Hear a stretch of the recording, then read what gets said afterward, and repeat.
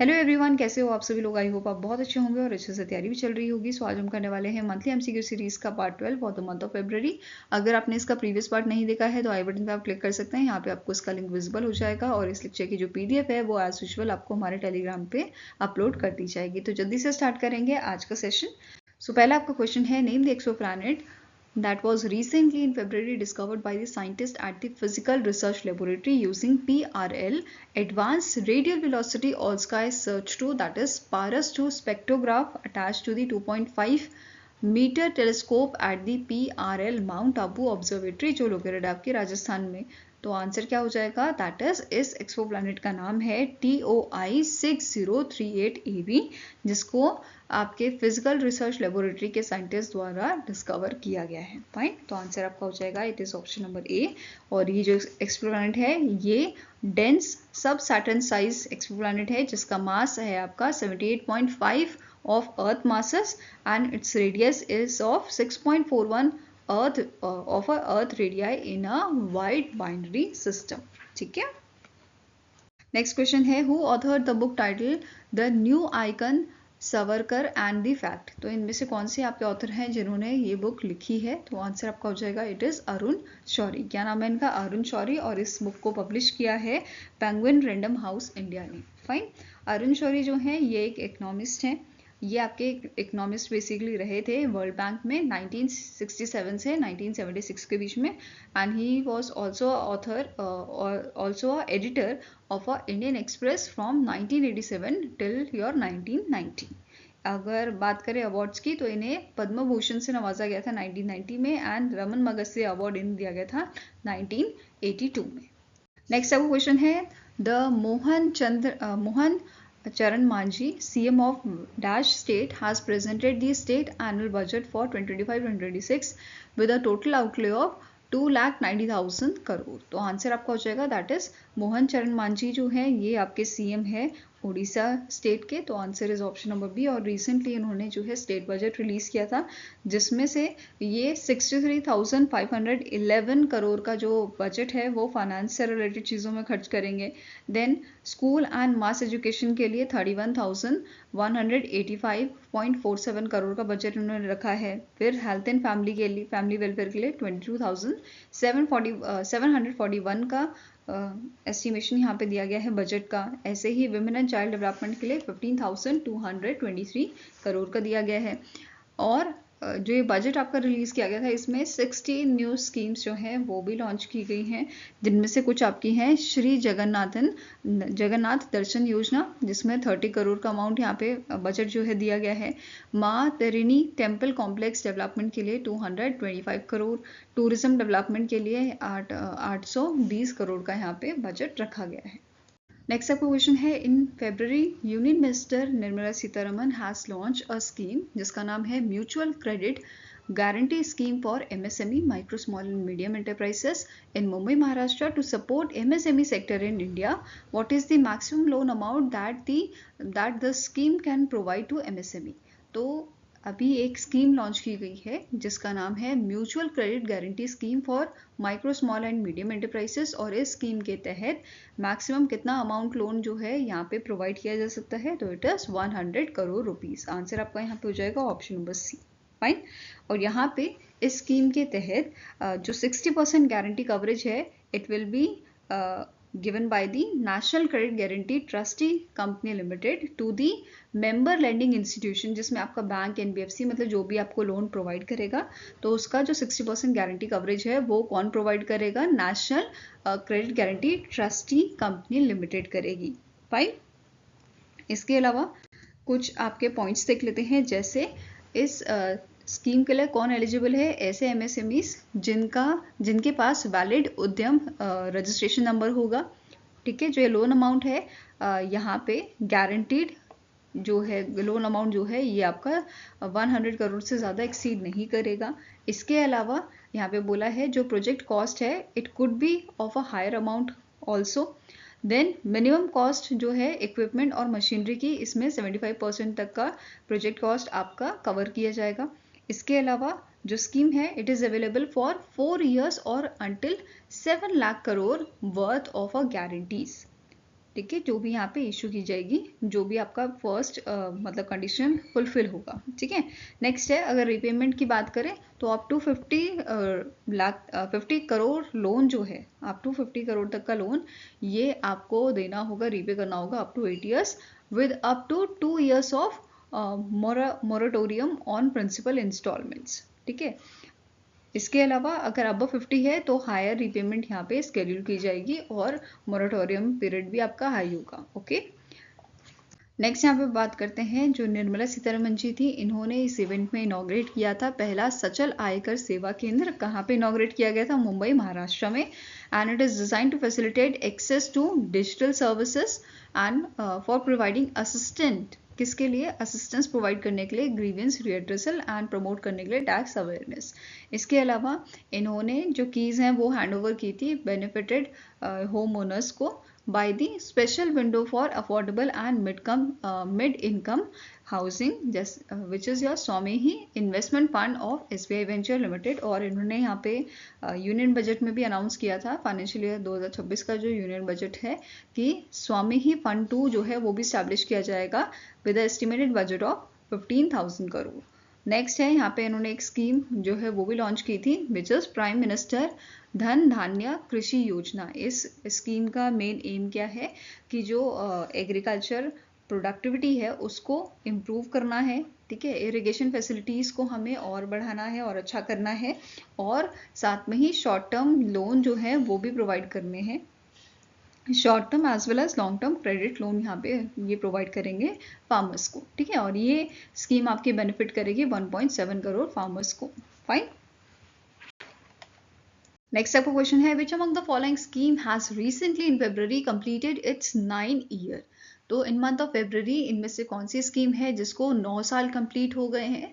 तो आंसर आपका हो जाएगा इट इज योर प्रधानमंत्री फसल बीमा योजना। कौन सी स्कीम है? प्रधानमंत्री फसल बीमा योजना, जिसे आपका इन मंथ ऑफ फेब्रुअरी 2016 में लॉन्च किया गया था। ठीक है, 18 फरवरी 2016 को इसको लॉन्च किया गया था, और ये आपका एक क्रॉप इंश्योरेंस स्कीम है।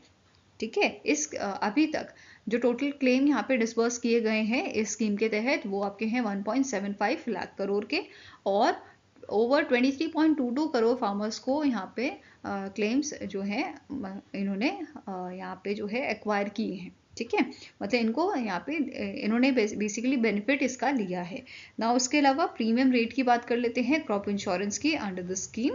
तो खरीफ क्रॉप की बात करें तो 2% यहाँ पे आपका है sum assured, 2% of a sum assured. Rabi crop का है 1.5% of sum assured, and horticulture और कमर्शियल क्रॉप्स का ये रखा गया है 5% of the sum insured. Okay, next आपका क्वेश्चन है where was the second edition of Simol festival recently held. Simol आपका एक फ्लावर होता है, यहाँ पे आप इसकी इमेज देख सकते हो, ये इस टाइप का फ्लावर होता है जिसको हम बचपन में राजा रानी का फ्लावर कहते थे। पता नहीं आप लोग कहते थे कि नहीं, पर हमारे टाइम पे इससे हम जो है एक गेम खेलते थे। जैसे इसके ना बहुत सारे इस टाइप के जैसे नेल्स होते हैं ना, इसी टाइप के इसमें बहुत सारे उगे रहते हैं, और जैसे मैं और मेरी फ्रेंड है वो इससे खेलते थे। जैसे ये मेरी फ्रेंड का राजा हो गया, ये मेरा राजा हो गया, और जो जिसमें से पहले दोनों में से जिसकी मुंडी यहाँ से हट जाएगी वो आपका जो है हार जाता था पर्सन। तो इस टाइप का हम गेम खेलते थे। Please let me know in the comment section, क्या आप लोगों ने भी ये गेम खेला है? तो वापस क्वेश्चन में आते हैं। क्वेश्चन क्या बोल रहा है, कहाँ पे ये आपका फेस्टिवल हुआ था? तो असम में ये हुआ था, और इस इवेंट के दौरान साइकिलिंग यहाँ पे साइक्लोथन आपकी हुई थी 20 किलोमीटर्स की। ठीक है, तो बेसिकली यहाँ पे आप देख रहे हो ये सारे आपके सिमोल के ट्रीज हैं जिसे सिल्क कॉटन ट्रीज भी कहा जाता है, और इसके बीच में जो पाथ है वहाँ पे साइकिलिंग यहाँ पे की गई थी। ठीक है, अब जो ये इवेंट है 2 दिन का इवेंट था, इसे ऑर्गेनाइज किया था नगांव वाइल्ड लाइफ डिवीजन ने under the Kaziranga national park and tiger reserve. अब यहाँ पे मुझे कमेंट सेक्शन में एक चीज़ बताइए, काजीरंगा नेशनल पार्क जो है ये कौन से एनिमल के लिए फेमस है? ठीक है, नेक्स्ट आपका क्वेश्चन है which of the following merger has been recently approved by the competition commission of India. तो इनमें से कौन सा मर्जर है आपका जिसको अप्रूवल दिया है सीसीआई ने? तो आंसर हो जाएगा it is Swatantra holding private limited and Chaitanya India fin credit private limited, ये दोनों ऑर्गेनाइजेशन आपकी एनबीएफसी माइक्रो फाइनेंस इंस्टीट्यूशन है जिनका मर्जर हुआ है इनटू मतलब अप्रूवल हुआ है इसका मर्जर के लिए, और ये ऑर्गेनाइजेशन बनेगी आपके स्वतंत्र माइक्रोफिन प्राइवेट लिमिटेड। ठीक है, इसके बाद इस मर्जर के बाद जो है स्वतंत्र holding private limited Holi own subsidy बन जाएगी आपकी एसएमपीएल की। क्लियर है? इसके अलावा आपको नोट करना है एक और एक्विजिशन यहाँ पे अप्रूव किया है सीसीआई ने, which is black water coal mine का यहाँ पे जो है एक्विजिशन किया गया है by the NS black water PTY limited, जिसका 20% का एक्विजिशन अप्रूव किया गया है, एंड जेएफई स्टील ऑस्ट्रेलिया जिसमें 10% का अप्रूवल यहाँ पे एक्विजिशन का अप्रूवल दिया गया है। फाइन। नाउ सीसीआई की बात करें तो इसके चेयरमैन है रवनीत कौर, हेडक्वार्टर लोकेटेड है आपका न्यू दिल्ली में और इसे 2003 में स्टैब्लिश किया गया था। फाइन।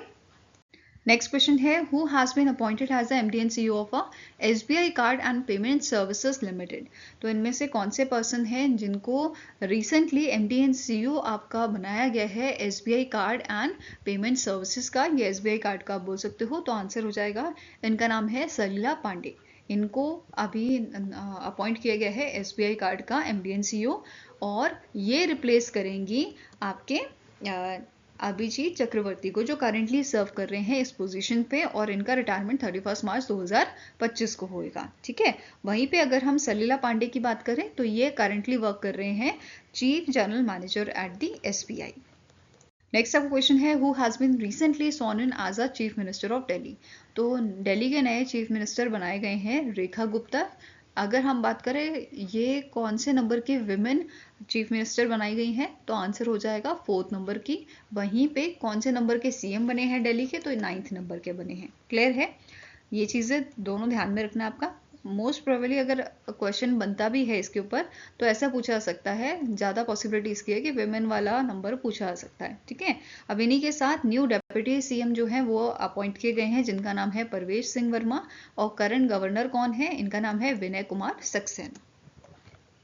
नेक्स्ट आपका क्वेश्चन है which project was awarded with the prestigious Skoch award 2024 for improving forest ecosystem and supporting income generation. तो इनमें से कौन सा आपका प्रोजेक्ट है जिसको स्कॉच अवार्ड दिया गया है 2024 का for improving there forest ecosystem and support करने के लिए इनकम जनरेशन को? तो आंसर आपका हो जाएगा it is a project of Nagaland forest management project ये है जिसको ये अवार्ड दिया गया है, और इसकी सेरेमनी आपकी न्यू दिल्ली में हुई थी जो आपका 100th स्कॉच समिट हुआ था। ठीक है, उसके दौरान ये अवार्ड दिया गया था and it was received by the Ango Konyak जो डेप्यूटी प्रोजेक्ट डायरेक्टर थे, एंड आपके from the department of environment forest and climate change, इनके बिहाफ पे वेन ये की कॉन्याक जो है इनके द्वारा ये अवार्ड रिसीव किया गया था। फाइन।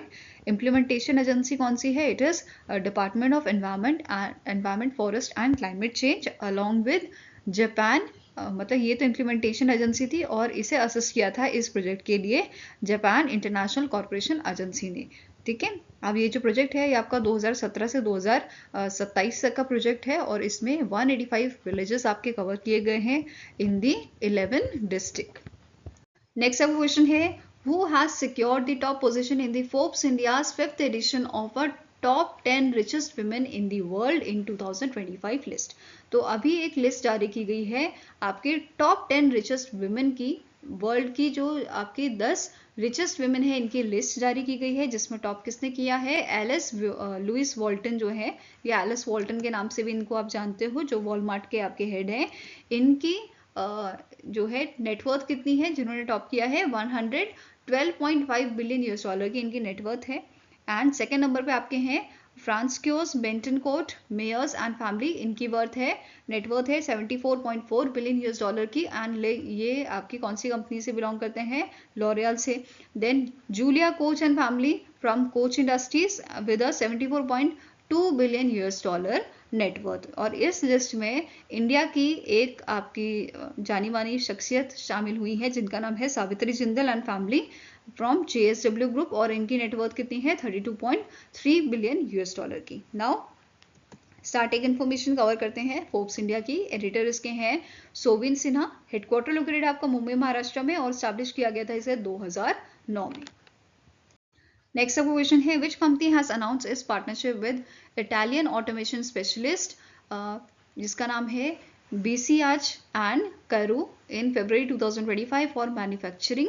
किस चीज़ के मैन्युफैक्चरिंग के लिए ये आपका किया गया है? For the advance railway and aerospace equipment की मैन्युफैक्चरिंग के लिए ये चीज़ आपकी यहाँ पे ये पार्टनरशिप की गई है। किसने किया है? इंडिया की तरफ से ये पार्टनरशिप की गई है गोदरेज एंटरप्राइजेस ग्रुप द्वारा। ठीक है, इसके करंट सीएमडी कौन है? जमशेद एन गोदरेज इसके करंट सीएमडी है, करंट हेड है। नेक्स्ट अब क्वेश्चन है the ICRL limited has projected India's gross domestic product that is GDP growth to rise to -% in a Q3 of financial year 2025। तो answer आपका हो जाएगा इट इज 6.4%। जो अगर हम बात करें प्रीवियस क्वार्टर से कंपैरिजन इसका करें तो जो आपका 5.4% था आपका फाइनेंशियल ईयर 2025 में, अभी Q3 के लिए कितना है यहाँ पे दिया गया है? 6.4% ये दिया गया है। नेक्स्ट अब क्वेश्चन है name the bank that has launch a new saving account जिसका नाम है प्रॉस्पेरा NRE account, non resident external saving account for NRIs। तो आंसर क्या हो जाएगा? It is your federal bank. Federal bank ने लॉन्च किया है इस प्रॉस्पेरा NRE सेविंग अकाउंट को फॉर NRIs। इसके लिए और कौन एलिजिबल है? Person of Indian origin, overseas citizen of India. NRI क्या होते हैं? ऐसे पर्सन जो इंडिया के बाहर रहे हैं 182 डेज या उससे ज़्यादा। ठीक है, वो NRI की कैटेगरी में आते हैं। पर्सन ऑफ इंडियन ओरिजिन कौन होते हैं? ये ऐसे लोग होते हैं जो इंडिया के बाहर रहते हैं। ठीक है, जो इंडिया के बाहर रहते हैं दूसरी कंट्री में, जैसे आपकी USA हो गया, अदर कंट्रीज जो हो गई other than Bangladesh and Pakistan, जिनके पास इंडियन पासपोर्ट है और इनके पेरेंट या ग्रैंड पेरेंट्स इंडियन सिटीजन रहे हैं। ठीक है, ये हो गया आपके person of Indian origin. Then next category क्या है? Overseas citizen of India. तो ओवरसीज सिटीजन ऑफ इंडिया जो है ये पर्सन आपके इंडिया के बाहर रहते हैं और ये अपने आप को रजिस्टर करते हैं ओवरसीज सिटीजन ऑफ इंडिया में। ठीक है, बेसिकली इनके पास OCI कार्ड होता है और ऐसे पर्सन आप बोल सकते हो बेसिकली। इसमें भी कंडीशन क्या अप्लाई होती है? बांग्लादेश और पाकिस्तान वाली, ये चीज़ ध्यान में रखना है। तो टोटल मिला के NRIs, person of Indian origin और ओवरसीज सिटीजन ऑफ इंडिया जो है इनके लिए ये एलिजिबिलिटी आपकी रखी गई है। फाइन। अब इंश्योरेंस इसके तहत कौन प्रोवाइड कर रहा है? Tata AIG general insurance company. Accidental death और परमानेंट डेथ के लिए यहाँ पे टोटल डिसेबिलिटी मैक्सिमम कितनी रखी गई है? 10 लाख की रखी गई है। वहीं पे एयर एक्सीडेंट कवर दिया गया है आपका 50 लाख का। क्लियर है? नेक्स्ट आपका क्वेश्चन है recently in February the Karnataka bank celebrated its 101st founders day by launching 2 products. What are these product? तो रिसेंटली कर्नाटका बैंक का आपका 101 फाउंडर्स डे आपका ऑब्जर्व किया गया था। इसमें इन्होंने 2 प्रोडक्ट लॉन्च किए हैं। पहला प्रोडक्ट जो है आपका इट इज KBL स्त्री, दूसरा है KBL one family banking programme. तो ये दोनों प्रोग्राम इन्होंने लॉन्च किए थे, इसके बारे में अभी देखेंगे। उससे पहले इस इवेंट में आपका 100 रुपीज़ का कॉमरेटिव कॉइन भी लॉन्च किया गया था। एक स्पेशल पोस्टल स्टैम्प यहाँ पे लॉन्च की गई थी इस ओकेजन पे। ठीक है, फाउंडर्स डे के ओकेजन पे। साथ में ही जो KBL है मतलब कर्नाटका बैंक लिमिटेड है, इन्होंने इनॉग्रेट किया था सैनिटरी बिल्डिंग और 2 म्यूजियम इन्होंने इनॉग्रेट किए हैं शोकेस करने के लिए KBL के 100 ईयर्स जर्नी को इनके हेडक्वार्टर पे which is located in the Mangalore Karnataka. Fine.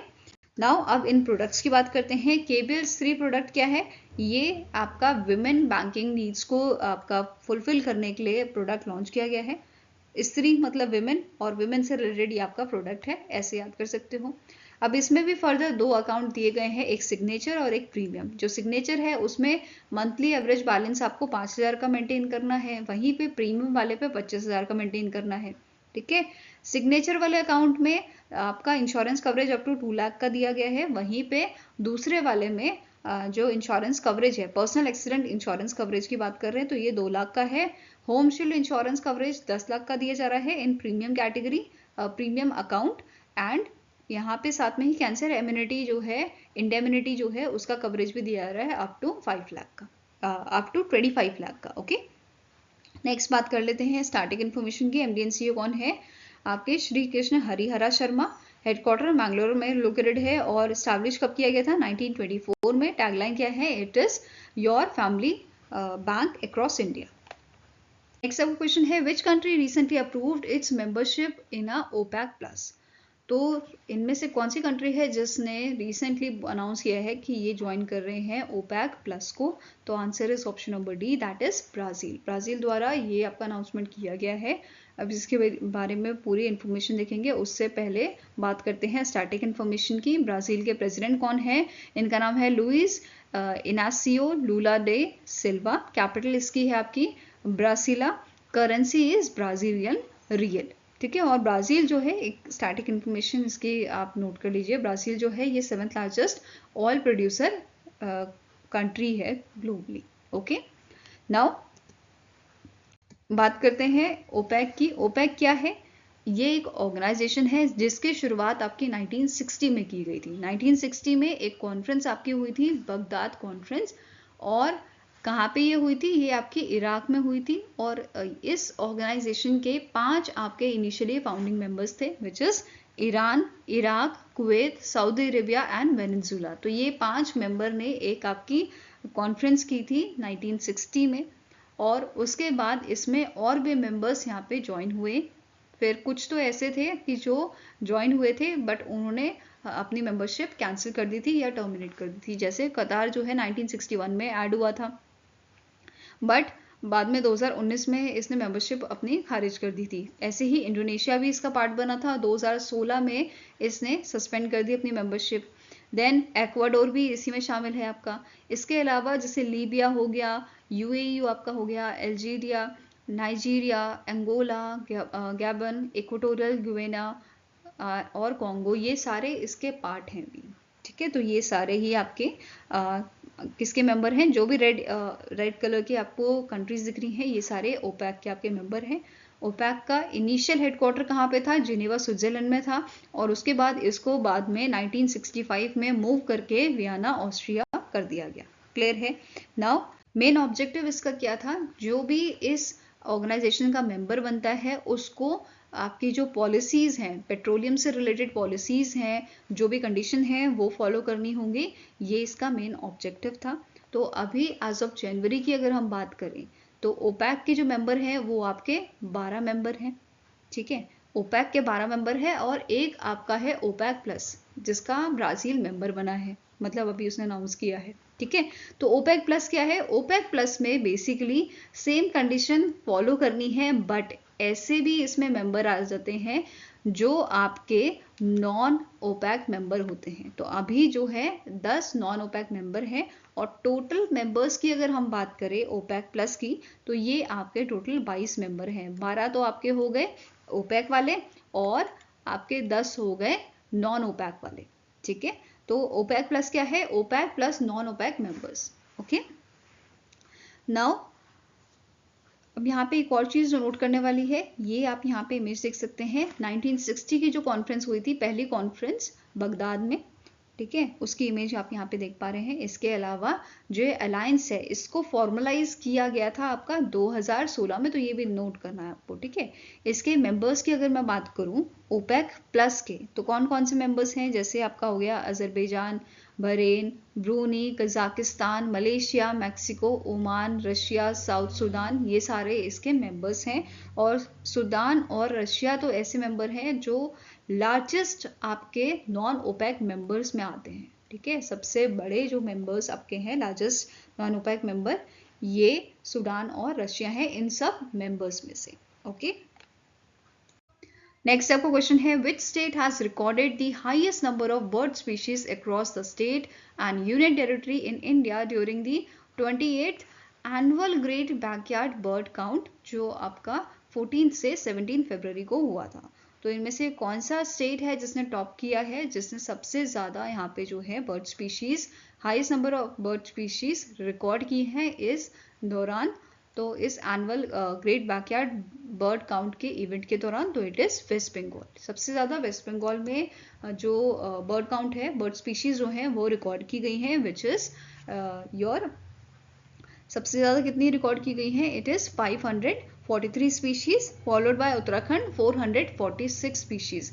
ऐसे ही फिर असम का नंबर आता है 414 species, for Maharashtra and Karnataka के लिए 380 एंड केरला में 342 स्पीशीज जो हैं आपकी रिकॉर्ड की गई हैं। तो ये आपके सारे टॉप स्टेट्स हैं जहाँ पे सबसे ज़्यादा स्पीशीज रिकॉर्ड की गई हैं।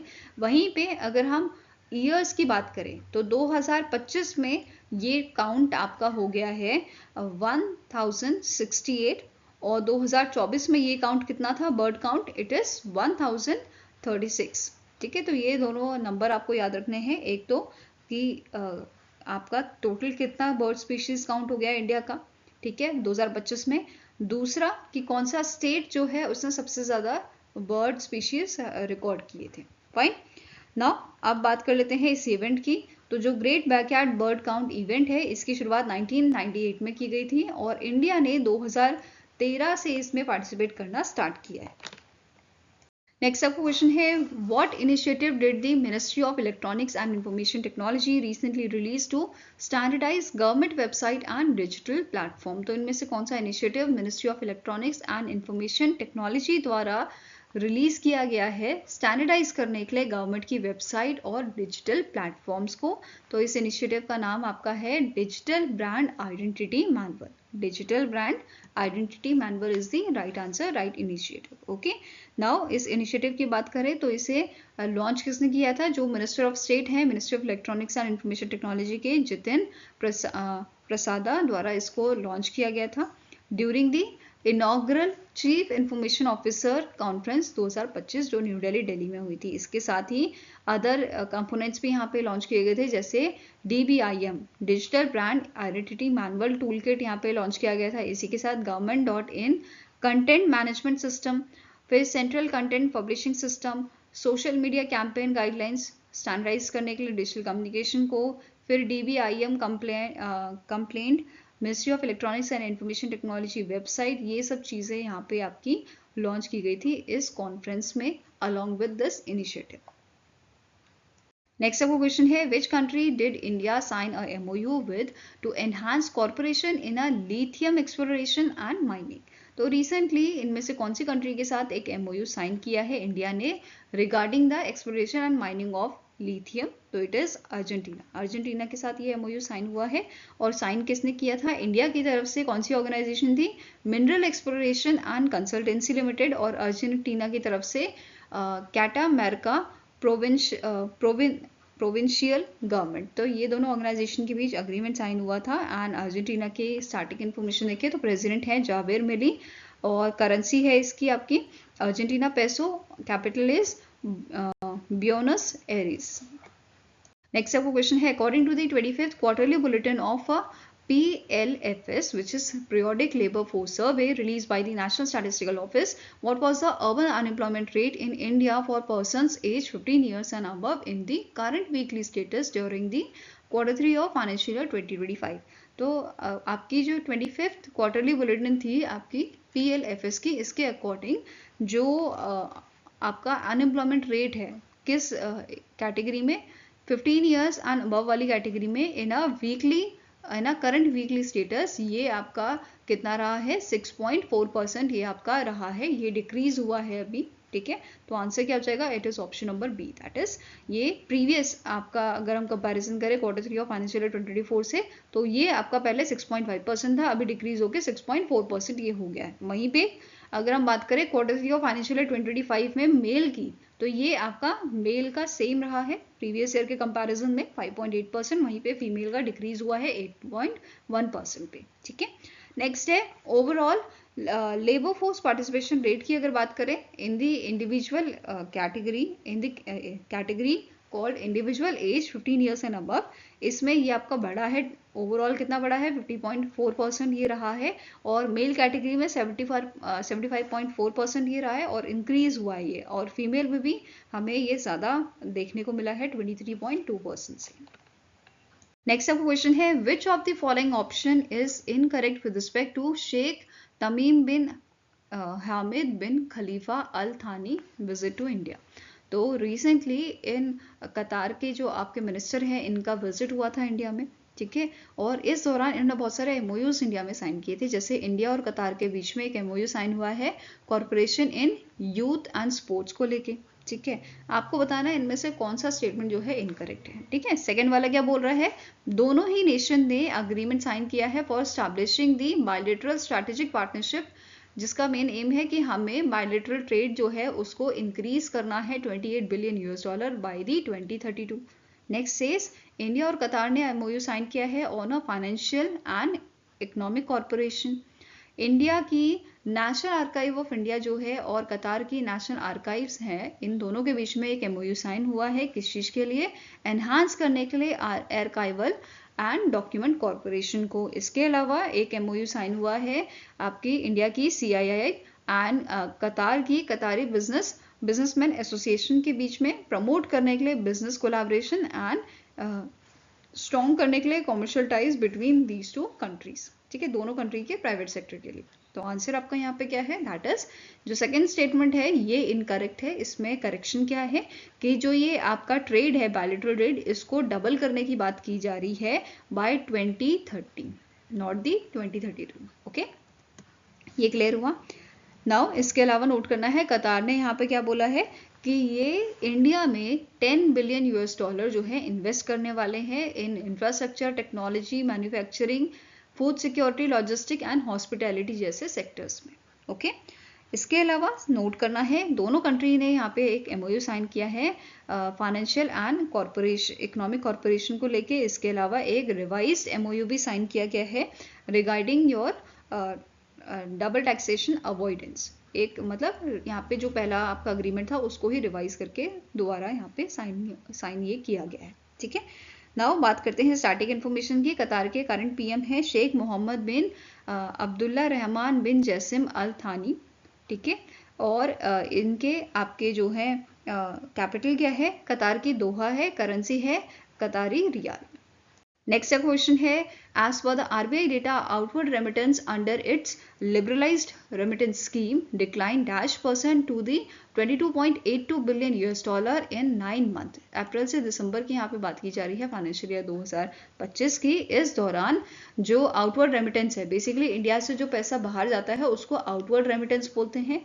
इनवर्ड रेमिटेंस जब पैसा इंडिया में आ रहा होता है। ठीक है, तो RBI के डेटा के अकॉर्डिंग जो आउटवर्ड रेमिटेंस है वो आपका कम हो गया है under the liberalised remittance scheme. ठीक है, कितना परसेंट कम हुआ है, तो 10.15% ये कम हुआ है। फाइन, और अगर और डेटा की यहाँ पे बात करें तो Q3 के कंपैरिजन में अगर बात करें तो आउटवर्ड रेमिटेंस जो है ये आपका बढ़ा था 3.3% टू 6,674.4 मिलियन ये था।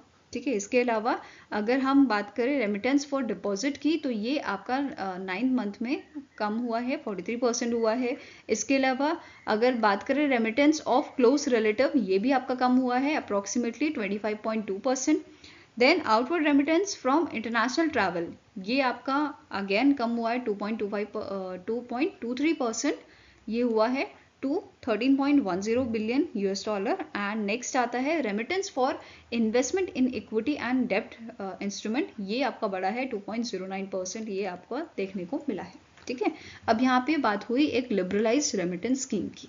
एक बेसिकली स्कीम है जिसके तहत आप जो है अपना पैसा जैसे फॉर एग्जांपल आप घूमने गए, तो जब आप घूमने जाओगे तो आप जहाँ पे घूमने जा रहे हो उधर की करेंसी में ही आप जो है ट्रांजैक्शन कर पाओगे, ऑब्वियस सी बात है। तो आप इंडियन रुपीस को कन्वर्ट करवाते हो और फॉरेन रुपीस में उसे एक तरह से एक्सचेंज आप ले लेते हो, राइट। तो यहाँ पे एक क्वेश्चन जो बनता है वो ये होता है कि लिबरलाइज्ड रेमिटेंस स्कीम जो है इसके तहत कितना अमाउंट आप मतलब एक फाइनेंशियल ईयर में कितना अमाउंट जो है वो आप रेमिट कर सकते हो। तो आंसर क्या हो जाएगा, it is 2.5, it is your 2.5 lakh $।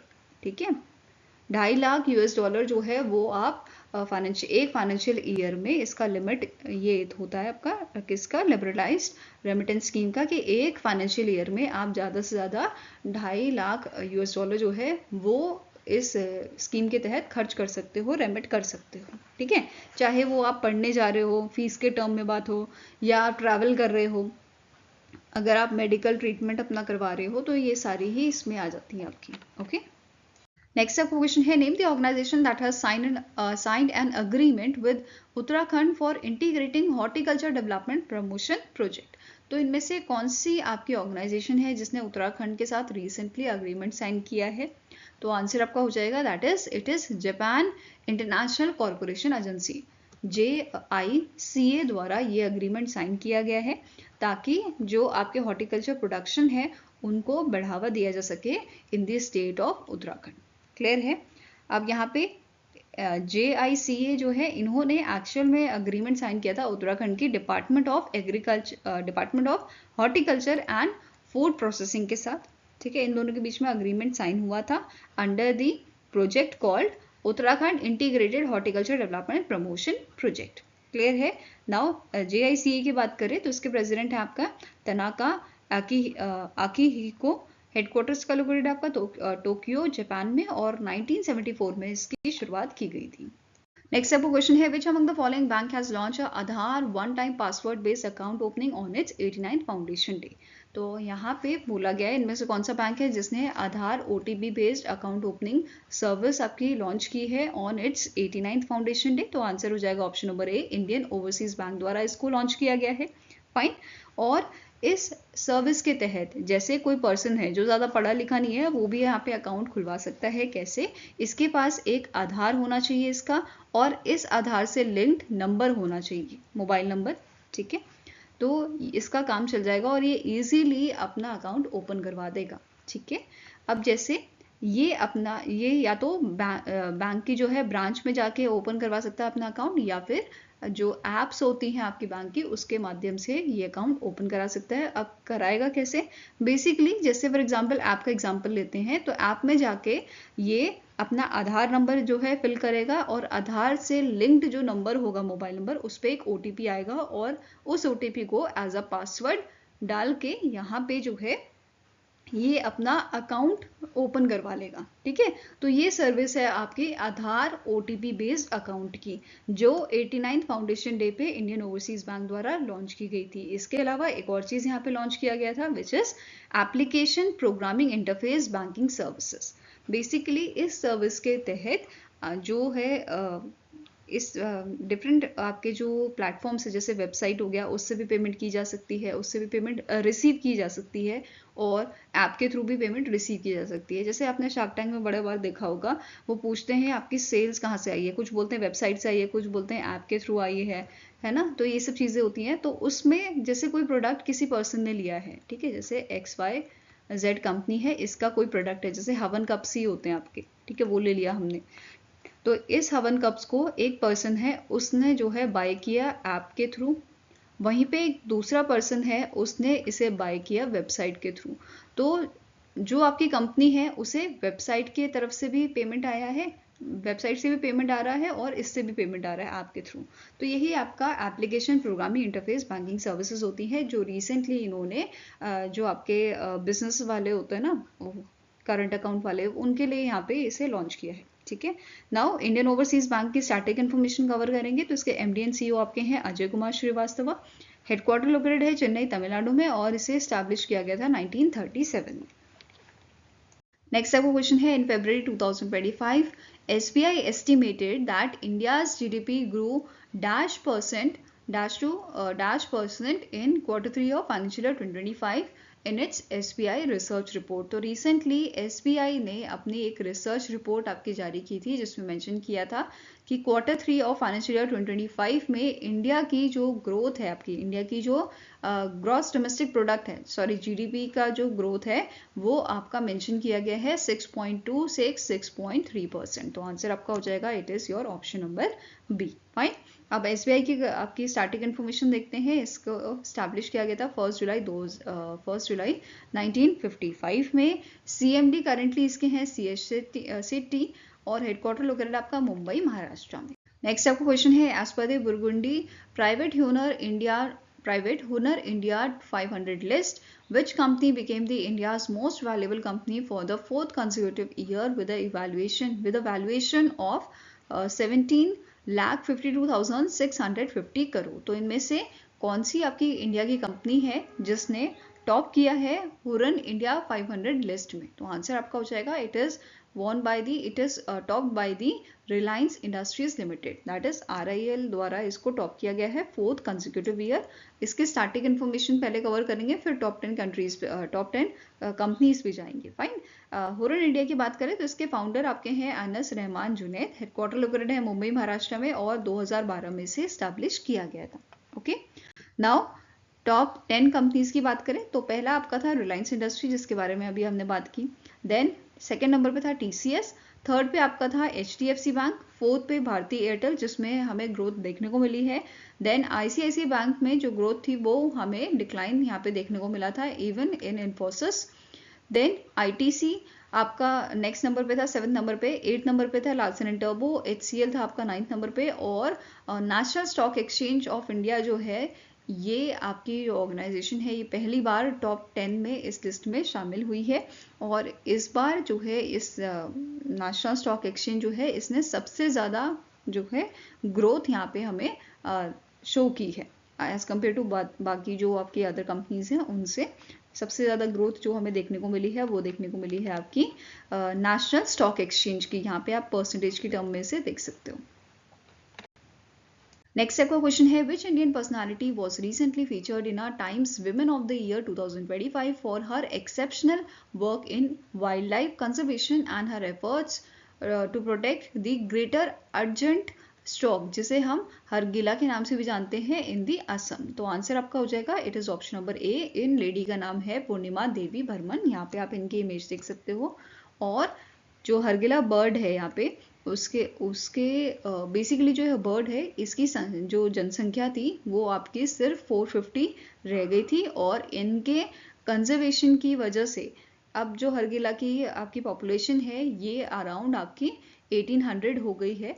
और जो हमारी international union for conservation of nature है IUCN जो है, उसने हरगिला का जो स्टेटस है, ठीक है, वो एंडेंजर्ड से अब नियर थ्रेटेंड की लिस्ट में डाल दिया था 2023 में। और इनके इस एफर्ट के लिए इनको times women of the year 2025 की लिस्ट में शामिल किया गया है। टोटल 3 इंस्पायरिंग विमेन्स को इस लिस्ट में शामिल किया गया है। इंडिया से पूर्णिमा देवी बर्मन इस लिस्ट में शामिल हुई है। फाइन। बाकी आपकी लिस्ट जो है वो आप देख सकते हो, जैसे USA से निकोल किडमैन यहाँ पे शामिल हुए हैं। Then Aja Wilson from again USA, Jordan Chiles from USA, then लूफे आना सवाई फ्रॉम जापान, आइसलैंड से लूफे थी। देन अगेन USA से Amanda Zurawski, then Charlie from USA, Fatou Baldeh from Gambia, and then Raquel Willis, Olivia Munn, Laura Modi from USA, ये सारे USA से आपके। एंड फ्रांस से थे गिल्से पेलिकोट। नेक्स्ट क्वेश्चन है, the government of India has recently in February extended the tenure of V Anantha Nageswaran, जो currently सर्व कर रहे हैं चीफ इकोनॉमिक एडवाइजर। और इनका एक्सटेंशन अभी गवर्नमेंट ऑफ इंडिया द्वारा किया गया है टिल दी 31 मार्च 2027, मतलब 31 मार्च 2027 तक इनका टेन्योर जो है वो आपका बढ़ा दिया गया है। और 2 साल के लिए ये एक्सटेंशन इनको दिया गया है। फाइन। इसके अलावा आपको नोट करना है इनकी अपॉइंटमेंट कब की गई थी। 2022 में इनको अपॉइंट किया गया था as a 18th chief economic adviser, ठीक है। और उन्होंने रिप्लेस किसे किया था, KV सुब्रमण्यम को इन्होंने रिप्लेस किया था।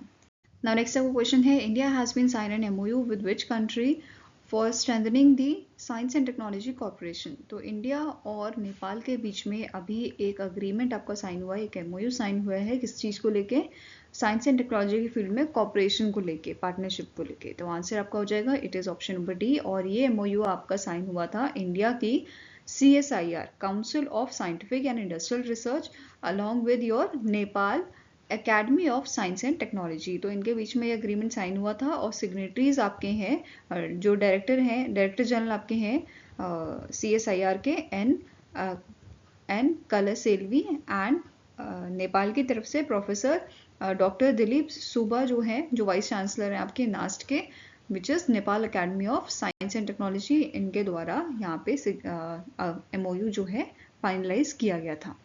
Now next आपका क्वेश्चन है, India has signed an MOU with which country to train 1500 civil service officers for 5 years। तो रिसेंटली एक 5 साल का MOU जो है वो यहाँ पे साइन हुआ है इंडिया और श्रीलंका के बीच में, जहाँ पे इंडिया जो है आपके 1500 सिविल सर्विस सर्वेंट जो आपके होंगे उनको ट्रेन करेगा, श्रीलंका के जो आपके सिविल सर्वेंट होंगे। तो आंसर आपका यहाँ पे हो जाएगा, it is option number D, that is Sri Lanka. Okay, अब यहाँ पे ये जो अग्रीमेंट है ये साइन हुआ था जब श्रीलंका के जो प्रेसिडेंट थे, ठीक है, उनका विजिट हुआ था इंडिया में। फाइन, नाउ अब यहाँ पे प्रेसिडेंट कौन है श्रीलंका के, इनका नाम है अनुरा कुमारा दिस्यांके।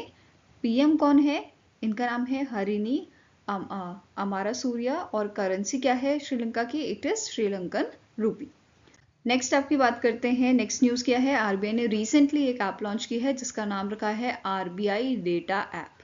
ठीक है, RBI का डेटा जो हमें बताएगी ये है आपकी RBI डेटा, जिसमें बोला गया है कि ये जो ऐप है ये 11,000 different series of economic data, मतलब RBI का जो आपका इकोनॉमिक डेटा होगा उसके बारे में ये हमें बताएगी।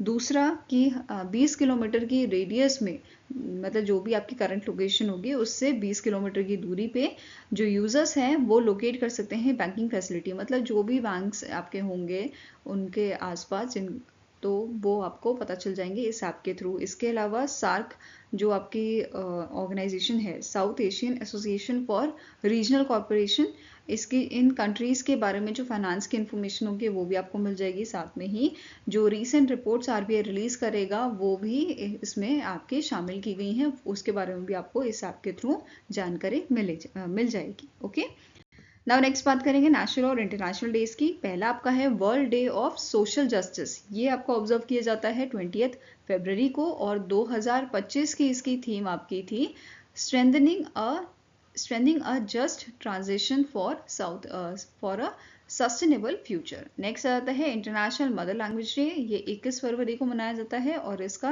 25th एडिशन हमने ऑब्जर्व किया था, एंड इसकी थीम 2025 की थी languages matter silver jubilee celebration of international mother language day, ये इसका थीम था। फाइन, इसके साथ ही एक न्यूज़ आपको नोट करनी है, रिसेंटली प्रभाकर करेकर जो है इनका देहांत हो गया था। He was a Hindustani classical singer and ये फाउंडर और चेयरमैन थे आपके स्वर प्रभा ट्रस्ट के। इसके अलावा इनको जो है बहुत सारे अवार्ड से नवाजा गया था, जैसे तानसेन सम्मान, संगीत नाटक academy award and Gomant Vibhushan award से इनको नवाजा गया था। आई होप गाइज आपको ये वीडियो पसंद आई हो, पसंद आए तो लाइक एंड शेयर जरूर कीजिएगा और हमारे साथ जुड़ने के लिए हमारे चैनल को सब्सक्राइब कीजिएगा। अगर आपके कुछ सजेशन है तो आप हमें मेल कर सकते हैं या फिर आप हमें कमेंट सेक्शन में भी लिख सकते हैं। सो मिलेंगे ऐसे ही नेक्स्ट वीडियो के साथ। Till then take care, have a nice day and all the best for your preparation.